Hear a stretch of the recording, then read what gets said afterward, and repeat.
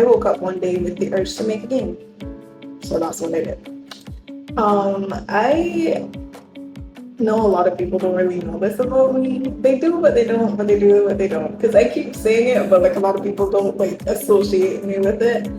I'm a software engineer and I am deeply passionate about technology and everything tech, everything computer, typey, codey associated is one of my major passions. And while I do still have like a very strong passion for art, I tend to want to combine the two rather than focus on one more than the other. And that's why I do a lot of work in front end development, website development, anything that sort of stuff. So what the user is seeing, that kind of, when you open an app, how it first looks, how it first feels, that sort of stuff. I did not mute my phone, but it's okay. We're gonna keep going anyways. So yeah, essentially, I woke up and I wanted to make a game. And not only did I want to make a game, but I wanted to make all the art, animations, everything, the design for the game from start to finish. I wanted it to be entirely me. So that's what I did. So my first step was to hop into Procreate and start drawing. And I wanted something that would best represent the name of the game, which was Recall Rumble. So what better to represent a memory matching game called Recall Rumble than a brain with boxing gloves? And that's exactly what I made.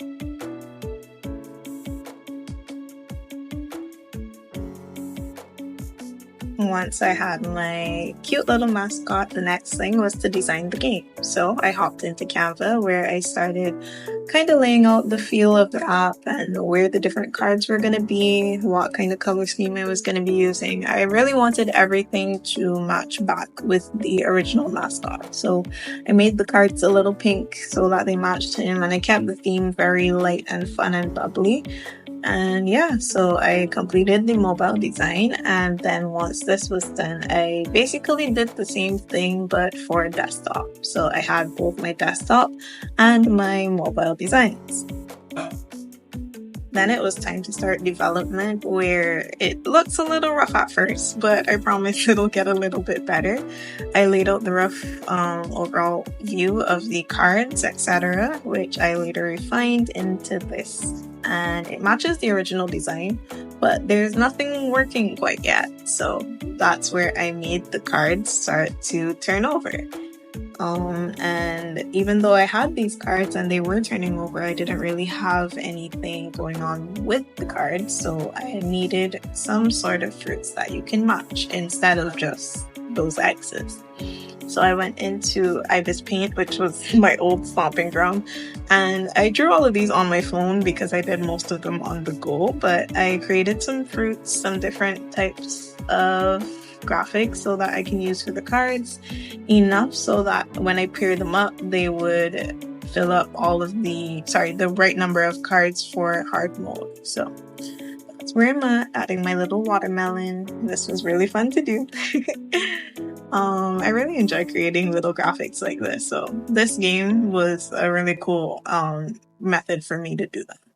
But once I was done with my watermelon, then I had all of my fruits and the cards were fully populated, and that was great. But the functionality of the game still wasn't there. I was turning over things, but nothing was being matched. Nothing was turning back over automatically. You had to touch it. So I went into Visual Studio Code and did some little magic, codey, tippity tappy thing, and implemented some logic so that the game would actually work. And just like that, we magically have a functioning game. So at this point, you can now match the cards. They'll turn over two at a time. If they don't match, then they turn back over. If they do match, then they stay up. And this was basically the meat of the game, the whole point of the game. But I did want to refine it a little bit more after this, because when you finish the game, you don't really know that you're completed. I mean, besides the fact that all the cards are turned up. So I wanted to implement something that would give the user a little feedback when they've completed the game. And I started by doing a really simple kind of pop-up message. Just like that, you win. but then I really wanted to refine it, so I decided to make an animation in Procreate Dreams, which was really, really cute and one of my first animations. So now when you finish the game, when you complete everything and you have all the cards matching, it will give you this lovely little animation and say that you won. So in essence, that was the project, and that was me making a game from scratch, and I made everything from scratch. Graphics, animations, gameplay, everything was me from start to end.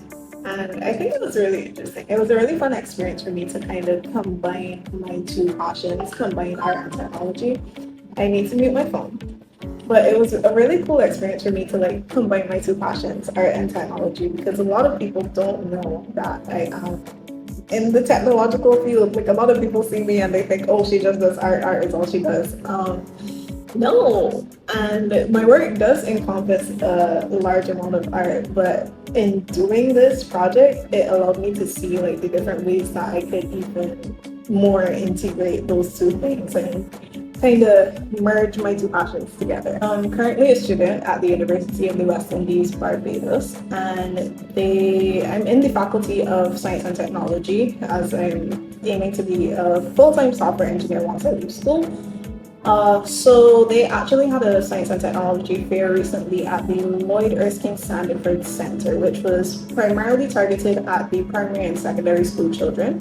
So I actually got to put my game on display in association with the Computer Science Society at UB Cave Hill. If you're not a part of it, join it. Hi, I'm the secretary for this year.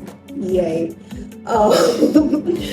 But it was really, really cool to kind of be able to put something that I made and some sort of game that I made out there and watch the feedback from the children. They were really excited. Some of them didn't want to leave the booth. Like they really enjoyed playing the game, as well as seeing some of the other stuff that we had on exhibit.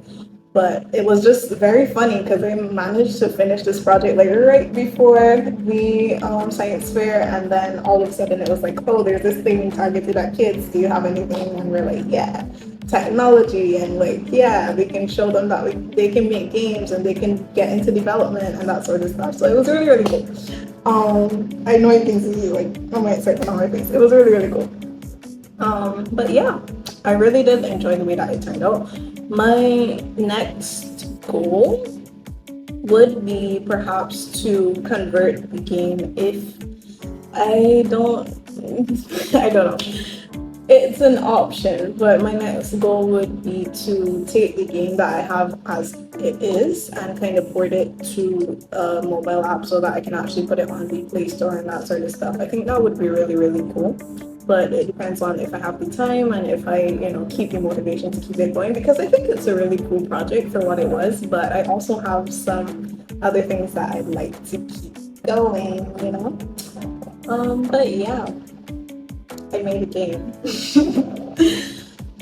If anybody would like to play it, I'll probably leave the link somewhere depending on whichever platform this is going on. I'm not sure. Yeah, people are messaging me. Work is messaging me. Anyways, if you're interested in playing it, there'll be a link somewhere in the general region. And you can try it out and let me know how it goes. Let me know how it feels. Let me know what you think. Yeah, but that's about it for me. I never know how to end out videos, so bye.